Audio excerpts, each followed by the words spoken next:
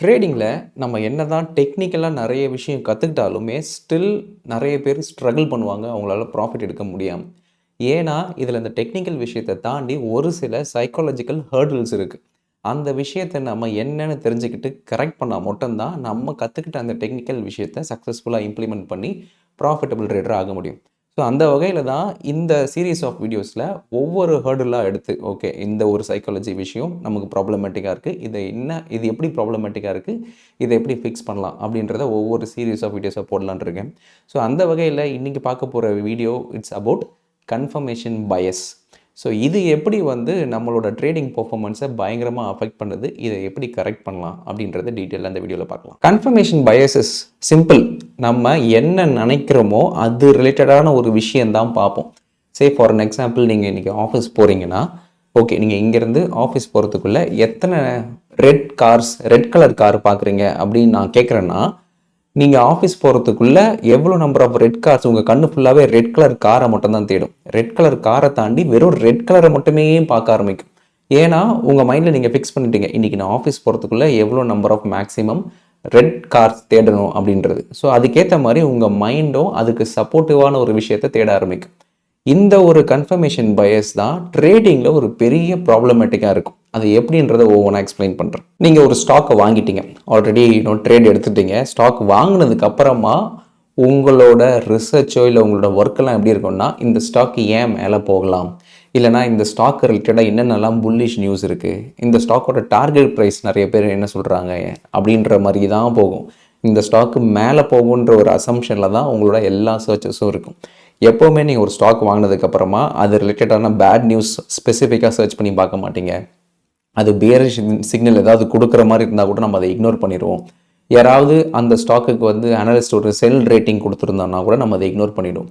ஏன்னா நம்ம ஒன்ஸ் அந்த ஸ்டாக்கை வாங்கினதுக்கப்புறமா அது ரிலேட்டடான பாசிட்டிவ் நியூஸ் மட்டும்தான் நம்ம கண்ணு தேட ஆரம்பிக்கும். இது எல்லா ட்ரேடர்ஸ்க்கும் இருக்க ஒரு ப்ராப்ளம். ஏன்னா ஜென்ரலாகவே பிரெயின் அப்படி தான் டிசைன் ஆகிருக்கு. நம்மளோட ஜென்ரல் ஒரு ட்ரேடிங் அப்ரோச்லேயே ஒரு ஃப்ளா இருக்குது. என்னென்னா, நீங்கள் கான்ட்ரடிக்டாக ஒரு விஷயம் பார்க்க ஆரம்பிக்கும் போது உங்கள் பிரெயினுக்கு நீங்கள் வேலை கொடுக்குறீங்க. அப்படி இருக்கும்போது ஜென்ரலாகவே பிரெயின் வந்து ஒரு ஷார்ட்கட்டை தான் தேடும். அது வந்து ஒரு லேசி ஃபெலோ, இருக்கிற ஆர்கன்லேயே லேசி ஃபெலோ பார்த்தீங்கன்னா பிரெயின் தான். ஏன்னா பிரெயின் தான் மேக்ஸிமம் எனர்ஜி உங்கள் பாடியிலேருந்து கன்சியூம் பண்ணும். அதனால் அந்த ஒரு எனர்ஜி ரிசர்வை சேவ் பண்ணுறதுக்காக அது பெருசாக வேலை பண்ணணுன்றது அதோட விருப்பமே கிடையாது. ஸோ அப்படி இருக்கும்போது நான் ஒரு ட்ரேட் எடுக்கிறேன், அந்த ட்ரேடுக்கு ஆப்போசிட்டான ஒரு விஷயம்லாம் நான் சர்ச் பண்ணணும்னு நினைக்கிறேன்னா பிரெயினோட ஒர்க்கு ஸ்டார்ட் ஆகும். ஸோ அது வந்து by default it wants to avoid those work. அதனால் என்ன ஆகும்னா, அந்த ஒர்க்கை நான் தேடணும்னா அது ரிலேட்டடாக நான் மோர் ரிசர்ச் பண்ணணும். ஸோ ஒரு ஸ்ட்ரெஸ் ஃபார்ம் ஆகும், அதனால் டென்ஷன் ஃபார்ம் ஆகும். அதனால் தேவையில்லாமல் இந்த ஏகப்பட்ட ஒர்க்கு நம்ம பண்ண வேண்டியன்ற ஒரு விஷயத்தினால உங்கள் மைண்டு உங்களுக்கு ஃபேவரான ஒரு விஷயத்தை தான் எப்போவுமே சொல்லிக்கிட்டே இருக்கும். That is how brain is actually designed. அதனால தான் வந்து இந்த ட்ரேடிங்கில் எப்போவுமே நான் ஏன் 80% சைக்காலஜின்னு சொல்கிறேன்னா, இது எல்லாமே நமக்கு அகெயின்ஸ்டாக தான் ஒர்க் பண்ணிகிட்ருக்கோம். ஸோ நமக்கு சப்போர்ட்டிவான ஒரு விஷயத்தை நம்ம பிரெயின் தேடும் போது, ஓகே அது பாட்டு லேசியாக படுத்துக்கிட்டு இருக்கோம், ஓகே இவன் ஆல்ரெடி புல்லிஷ் மைண்டில் ஃபிக்ஸ் பண்ணிட்டான், நம்ம புல்லிஷான விஷயத்தையே பார்ப்போம் அப்படின்னு மைண்ட் ஆட்டோமேட்டிக்காக தேட ஆரம்பிக்கும். அதனால தான் மோஸ்ட் ஆஃப் த டைம் நீங்கள் ட்ரேட் எடுத்ததுக்கப்புறமா உங்களுக்கு ஃபேவரபுளான ஒரு விஷயத்தை சீக் பண்ணுறதுக்கான ரீசன் என்னென்னா, பை டிஃபால்ட்டாகவே பிரெயின் அப்படி தான் டிசைன் ஆகிருக்கு. இப்போ நீங்கள் இந்த சார்ட் எடுத்துக்கோங்க, ரெண்டுமே சேம் சார்ட் தான். பட் நம்மளோட சர்ச் எப்பவுமே பயாஸ்டாக தான் இருக்கும். பயாஸ்ட் இன்ஃபர்மேஷன் சீக்கிங்காக இருக்குன்றதுக்கான ப்ராப்பரான ஒரு example left hand side chart பாருங்கள். மைண்டு நம்ம என்னென்னா புல்லிஷ் அப்படின்றதில் ஃபிக்ஸ் பண்ணி ஒரு ஸ்டாக்கை வாங்கிட்டோம், இது மேலே தான் போக போகுதுன்ட்டு. ஏன்னா நம்ம கொடுக்குற ரீசன், ஓகே இப்போ வந்து அது ஒரு ஸ்ட்ராங் சப்போர்ட் ஜோனில் இருக்குது, இங்கேருந்து பவுன்ஸ் பேக் ஆகுது அப்படின்றது ஒன்று. அதேமாதிரி ஆர்எஸ்ஐ இண்டிகேட்டர் நமக்கு ஃபேவரபுளாக இருக்குது அப்படின்றது ஒன்று. ஸோ இது எல்லாமே நம்ம பிரெயின் நம்மக்கிட்ட சொல்கிற ஒரு விஷயம். ஏன்னா நம்ம ஆல்ரெடி புல்லிஷ்னு மைண்டில் ஃபிக்ஸ் பண்ணிவிட்டோம் இந்த ஸ்டாக் மேலே போக போகுதுன்ட்டு.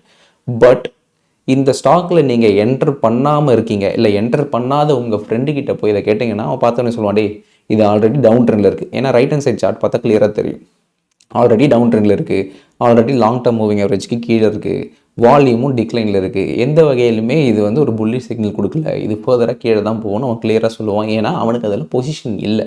ஸோ அப்போ பிரெயின் என்ன ஆகும், கிளியராக யோசிக்க ஆரம்பிக்கும். ஒன்ஸ் நமக்கு பொசிஷன் உள்ளே வரும்போது நம்மளால் இந்த மாதிரி கிளியராக யோசிக்க முடியாதுக்கான காரணம் என்னென்னா, நம்மளோட திங்கிங் எப்போவுமே பயாஸ்டாக தான் இருக்கும். அந்த ஒரு கன்ஃபர்மேஷன் சீக்கிங் பயாஸ்டாக தான் நம்ம திங்க் பண்ணுவோம். அது சார்ட் மட்டும் இல்லை, எனி ஸ்பெசிஃபிக் இன்ஃபர்மேஷன், ஒரு நியூஸ் இன்டர்பிரிட்டேஷன் வருதுன்னா கூட நீங்கள் புல்லிஷாக இருக்கீங்கன்னா ஒரு நிறைய நியூஸ் வருதுன்னா பேரிஷாக இருக்க நியூஸை நீங்கள் இக்னோர் பண்ணிடுவீங்க. இல்லை இது அந்தளவுக்கு இந்த ஸ்டாக்கை இம்பாக்ட் பண்ணாது அப்படின்னு நீங்களே அசியூம் பண்ணிப்பீங்க.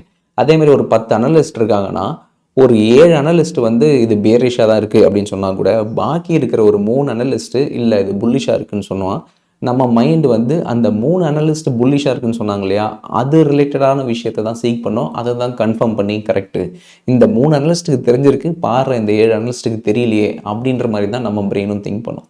அண்ட் அதே மாதிரி ஈவன் இன்கேஸ் நீங்கள் ஸ்டாப் லாஸே போட்டு ட்ரேட் பண்ணால் கூட உங்களோட மைண்ட் ஆல்ரெடி அது புல்லிஷாக இருக்கிறதுனால ஓகே ஸ்டாப் லாஸ் போட்டால் கூட இங்கே வந்து ஹிட் ஆகிட்டு மார்க்கெட் திருப்பி பவுன்ஸ் பேக் ஆகி மேலே தான் போகும். அதனால் போட்ட ஸ்டாப் லாஸை நீங்களே கூட கேன்சல் பண்ணுவீங்க. ஏன்னா அந்த அளவுக்கு அந்த ஆங்கரிங் பயஸ் உள்ள வந்து கன்ஃபர்மேஷன் பயஸ் சீக் பண்ணும் போது நீங்கள் இந்த எல்லா விஷயத்தும் உங்களுக்கு போட்ட ரூல்ஸை நீங்களே மீறுவீங்க. ஏன்னா இது எல்லாமே உங்கள் பிரெயின் உங்களுக்கு சொல்லிக்கிட்டே இருக்கும், இல்லை நீ ஏன்னா இவன் புல்லிஷாக தான் இருக்கான், அதனால் இந்த விஷயத்தெல்லாம் பண்ணுன்னு சொல்லும் போது எல்லாமே கான்ட்ரடிக்டாக உங்களுக்கு ஆப்போசிட்டாக போகிற மாதிரியே இருக்கும். ஸோ இதுலேருந்து நீங்கள் வெளியே வரணும்னா இதுக்கான ஒரே சொல்யூஷன் வந்து உங்களோட காக்னேட்டிவ் பயஸ்லேருந்து ஒரு டிசிப்ளின்டு ப்ராசஸ் ஓரியன்டட் அப்ரோச்சுக்கு வரணும். காக்னேட்டிவ் பயஸ்ன்றது வந்து பை டிஃபால்ட்டாக நீங்கள் பார்த்து ஒரு விஷயத்தை தீர்மானித்து அந்த ஃப்ளோவில் நீங்கள் போகும்போது உங்களுக்கு அகெயின்ஸ்டாக உங்கள் பிரெயின் ஒர்க் ஆக ஆரம்பிக்கும். பட் ப்ராசஸ் ஓரியன்டாக போகும்போது உங்கள் பிரெயினுக்கு தெரியும், ஓகே இது நடந்தால் இதுதான் பண்ணணும்னு கிளியர் கட்டாக சொல்லிடுறீங்க. அதனால் ஃபர்தராக எந்த வேலையும் பார்க்காது. நான் முன்னாடியே சொன்ன மாதிரி பிரெயின் ஒரு லேசி ஃபெலோ. ஸோ அதுக்கு நம்ம முன்னாடியே ப்ராசஸை கொடுத்துட்டோம்னா அந்த ப்ராசஸ் ஓகே ஸ்டெப் ஏ, ஸ்டெப் பி, ஸ்டெப் சி இது மட்டும் நம்ம ஃபாலோ பண்ணிட்டு போயிடுவோம் அப்படின்னு போயிடும். ஸோ இதனால் இந்த மாதிரி ஒரு இன்ஃபர்மேஷன்ஸ் கான்ட்ரடிக்டாக உங்கள் ட்ரேடுக்கு வந்தால் கூட அது என்ன ப்ராசஸ் பண்ணணும்னு நீங்கள் முன்னாடியே சொன்னதுனால உங்கள் பிரெயின் அதுக்கு ஈஸியாக அடாப்ட் ஆகும், ஈஸியாக ரியாக்ட் பண்ண ஆரம்பிச்சிடும். நீங்கள் பெருசாக அந்த ஒரு ஸ்ட்ரெஸ்ன்ற விஷயத்தை பார்க்க மாட்டீங்க. ஸோ இதை எப்படி அட்ரஸ் பண்ணலான்னா ஃபஸ்ட் அண்ட் ஃபார்மோஸ்ட் திங் நீங்கள் அப்படியே ஆப்போசிட்டாக மாறிடணும். ஒரு ஸ்டாக் வாங்க போகிறீங்கன்னு டிசைட் பண்ணிட்டீங்க, உங்களோட அனாலிசிஸ் படி எல்லாம் கரெக்டாக வந்துருச்சு. இப்போ வாங்கலான்னு டிசைட் பண்ணதுக்கப்புறமா இந்த ஸ்டாக்கை ஏன் வாங்கக்கூடாதுன்னு எப்படியாவது ஒரு 3 ரீசன் நீங்கள் எழுத ஆரம்பிங்க. ஓகே இந்த டெக்னிக்கல் அனாலிசிஸ் படி கரெக்டாக இருக்குது, பட் ஃபண்டமெண்டலாக மேபி இது இந்த குவார்ட்டர் டு குவார்ட்டர் சரியில்லையா, ஓகே ஃபைன் அது ஒரு ரீசன் எழுதலாம். ஸோ அந்த மாதிரி நீங்கள் ஒரு ஸ்டாக் வாங்க போகிறேன்னு டிசைட் பண்ணதுக்கப்புறமா கான்க்ரீட்டாக ஒரு 3 ரீசன் இந்த ஸ்டாக் ஏன் வாங்கக்கூடாது அப்படின்னு நீங்கள் எழுத ஆரம்பிக்கும் போது உண்மையாலே அந்த ஸ்டாக்கு பாசிட்டிவாக இருந்ததுன்னா உங்களால் மேக்ஸிமம் 1 இல்லை 2 ரீசன் தான் எழுத முடியும் நாட் டு பைக்கு. ஏன்னா பை டிஃபால்ட்டாக நீங்கள் கிளியராக பார்க்க ஆரம்பிச்சிருவீங்க. என்னென்னலாம் இந்த ஒரு ரீசன்னால இந்த ஸ்டாக்கை வாங்கக்கூடாதுன்னு நீங்கள் எழுத ஆரம்பிக்கும் போது ஸ்ட்ரகிள் பண்ணுறீங்கன்னா அப்போ கிளியராகவே உங்களுக்கு தெரியும், ஓகே உண்மையாலே இந்த ஸ்டாக்கு புல்லிஷாக தான் இருக்குது வாங்கலான்ட்டு. இந்த 3 லிஸ்ட்டுக்கு பதிலாக 5, 6, 7 லிஸ்ட்டுன்னு போச்சுன்னா அப்போ ஆப்வியஸ்லி உங்கள் மைண்டு வந்து கரெக்டாக கிளியராக திங்க் பண்ணலை, தெரியாமல் ஒரு புல்லிஷ் ஜோனில் நீங்கள் திங்க் பண்ணிட்டீங்க. 7, 8 reason if you are writing not to buy, அப்போ ஆப்வியஸ்லி அந்த ஸ்டாக்கை நீங்கள் பை பண்ணக்கூடாதுன்னு தான் அர்த்தம். ஸோ எப்போவுமே ஒரு ஸ்டாக்கை நீங்கள் ட்ரேட் பண்ணுறதுக்கு முன்னாடி எதனால் இந்த ஸ்டாக் நான் வாங்கக்கூடாதுன்றத ஒரு கொஸ்டின் உங்களுக்குள்ளே நீங்கள் கேட்கும் போது அது வேலிடாக இருந்ததுன்னா ஆட்டோமேட்டிக்காக நீங்கள் அதை அவாய்ட் பண்ண ஆரம்பிச்சிருவீங்க. இதெல்லாம் தாண்டி ஓகே அந்த ஸ்டாக்கை நீங்கள் வாங்கிட்டீங்க அப்படின்ற அசியூம் பண்ணால் கூட ஓகே நான் இப்போ ஒரு 1000 குவான்டிட்டி வாங்க போகிறதுக்கு முன்னாடி உங்கள் மைண்ட் நீங்களே யோசிக்கணும், ஓகே நான் வாங்கிட்டேன், ஒரு மாதத்துக்கு அப்புறமா இந்த ஸ்டாக் நான் எக்ஸ்பெக்ட் பண்ண முடியும் போகலன்னா where is the exit zone, கரெக்டான எக்ஸிட் ஜோனில் இருக்கா, அந்த எக்ஸிட் ஜோன் வந்துச்சுன்னா இவ்வளோ லாஸ் ஆச்சுன்னா அந்த லாஸ் என்னால் ஹேண்டில் பண்ண முடியுமான்னு ஒரு மென்டல் பிக்சர் உங்கள் மைண்டில் வந்து அது உங்களுக்கு கம்ஃபர்டபுள் சிச்சுவேஷன் கொடுத்தா ப்ரொசீட் பண்ணுங்கள்.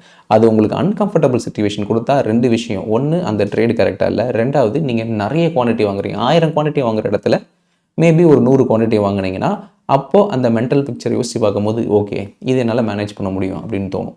ஸோ இந்த 2 விஷயத்தையும் தீர்மானிச்சுட்டு தான் அந்த ட்ரேடுக்குள்ளேயே நீங்கள் போகணும். ஸோ இந்த கன்ஃபர்மேஷன் பயஸ்னால நான் பாதிக்கப்பட்டிருக்கேனா இல்லையான்னு உங்களுக்கே தெரியலனா இந்த செல்ஃப் அசஸ்மெண்ட் கொஸ்டின்ஸ் இருக்கு இல்லையா, இந்த கொஸ்டின்ஸுக்கு மோர் தென் 3 கொஸ்டினுக்கு நீங்கள் எஸ்ன்னு ஆன்சர் பண்ணிங்கன்னா உங்களுக்கு தெரியாமலே உங்களுக்கு அறியாமலே நீங்கள் இந்த கன்ஃபர்மேஷன் பயஸ்னால பாதிக்கப்பட்டிருக்கீங்கன்னு தான் அர்த்தம். ஸோ இந்த எல்லா கொஸ்டின்ஸும் பாருங்கள், இந்த எல்லா கொஸ்டின்ஸுக்கும் நீங்கள் எஸ்ன்னு போட்டிருந்தீங்கன்னா டெஃபினட்டாக you are getting affected because of confirmation bias. நீங்கள் 100% அதை ஃபிக்ஸ் பண்ணியே ஆகணும். ஸோ இதுக்கான ஃபைனல் சிம்பிள் சொல்யூஷன் இந்த செக்லிஸ்ட்டை நம்ம ஃபாலோ பண்ணணும். எப்போவுமே ஒரு ட்ரேட் எடுக்கும் போது இந்த ட்ரேடில் எவ்வளோ வரும் அப்படின்னு நீங்கள் உங்களை கேட்குறதுக்கு பதிலாக இந்த ட்ரேட் எடுத்து இன்கேஸ் தப்பாக போச்சுன்னா எவ்வளோ போகும் அப்படின்றத ஃபஸ்ட்டே நீங்கள் கேட்டுக்கோங்க. அந்த அப்ரோச் நீங்கள் மாற்றிட்டாலே போதும், 90% ஆஃப் த ப்ராப்ளம் சால்வ் ஆகிடும். ஸோ ஆல்வேஸ் மேக் ஷூர் ஒரு ட்ரேட் எடுக்கிறதுக்கு முன்னாடி ஓகே 3 ரீசன் இந்த ட்ரேட்டை நான் ஏன் எடுக்கக்கூடாது அப்படின்னு ஒன்று எழுதுங்க. அதே மாதிரி இன்கேஸ் இந்த ட்ரேட் நான் புல்லிஷாக இருக்கிறேன்னு எடுக்கணும்னா கான்ட்ராக்டாக ஏதாவது ஒரு நியூஸ் வந்ததுன்னா அதை நான் அக்செப்ட் பண்ணுறேன்னா இல்லையா அப்படின்றத பாருங்கள். அதேமாதிரி சார்ட்ஸ் உங்களோட ஃபேவரபுளாக இருக்குது, ஓகே நான் புல்லிஷாக இருக்குது, சார்ட் எனக்கு பார்க்க புல்லிஷாக இருக்குது அப்படின்னு உங்களுக்கே தெரிஞ்சால் கூட அது இன்கேஸ் பேரிஷ் ஆகிறதுக்கு சான்சஸ் இருக்கானா, அதாவது மிஸ் பண்ணிட்டேனா, ஓவர்லுக் பண்ணிட்டேனா அப்படின்றதையும் பாருங்கள். அதே மாதிரி எக்ஸிட் பிளான் ப்ரீ டிஃபைன்டாக கிளியராக இருக்கா, இன்கேஸ் நான் எக்ஸ்பெக்ட் பண்ண மாதிரி மார்க்கெட் போகலன்னா நான் இந்த இடத்துல எக்ஸிட் பண்ணுவேன் அப்படின்றதும் கிளியராக வச்சுக்கோங்க. அதே மாதிரி ஒரு மாதத்துக்கு அப்புறம் ஓகே இந்த ட்ரேட் எனக்கு அகெயின்ஸ்டாக போச்சுன்னா எனக்கு எவ்வளோ லாஸ் வரும், அந்த லாஸ் என்னால் ஹேண்டில் பண்ண முடியுமா, ஹேண்டில் பண்ண முடிஞ்சால் அதே position size whatever the quantity that you have decided அதில் போங்க. இல்லை என்னால் ஹேண்டில் பண்ண முடியாதுன்னா உங்கள் குவான்டிட்டியை கம்மி பண்ணுங்கள். ஸோ இந்த எல்லா டெஸ்ட்டையும் நீங்கள் ப்ரீ செக் லிஸ்ட் மாதிரி ஒன்று ரெடி பண்ணி வச்சுக்கிட்டு ஓகே எல்லாத்துக்கும் ஓகேனா மட்டும் அந்த ட்ரேட் எடுத்து நீங்கள் ப்ரொசீட் பண்ணணும். This is what I want to convey. So இந்த கன்ஃபர்மேஷன் பயாஸ்ன்றது வந்து நம்மளோட பிரெயின் நமக்கு அகெயின்ஸ்டாக ஒர்க் பண்ணுற மாதிரி தான் இந்த ட்ரேடிங்லேயே இருக்கும். ஸோ அதை நம்ம அக்னாலஜ் பண்ணி அதை வேலிடேட் பண்ணி ஓகே இதெல்லாம் நான் ஹேண்டில் பண்ண ரெடியாக இருக்கிறேன் அப்படின்ற இப்போ நான் சொன்ன விஷயத்தெல்லாம் அப்ளை பண்ணால் மட்டும்தான் நம்ம கற்றுக்கிட்ட நிறைய விஷயத்தை இம்ப்ளிமெண்ட் பண்ணி ஒரு ப்ராஃபிட்டபிள் ட்ரேடர் ஆகிறதுக்கு சான்சஸ் இருக்குது. So hope you found it helpful. இப்போ நான் எக்ஸ்பிளைன் பண்ணதில் ஏதாவது டவுட்ஸ்னால் நீங்கள் கமெண்ட்ஸில் மென்ஷன் பண்ணுங்கள். நெக்ஸ்ட் வீடியோவில் சம் அதர் சைக்காலஜி ரிலேட்டட் டாப்பிக்கில் I will see you guys. Bye.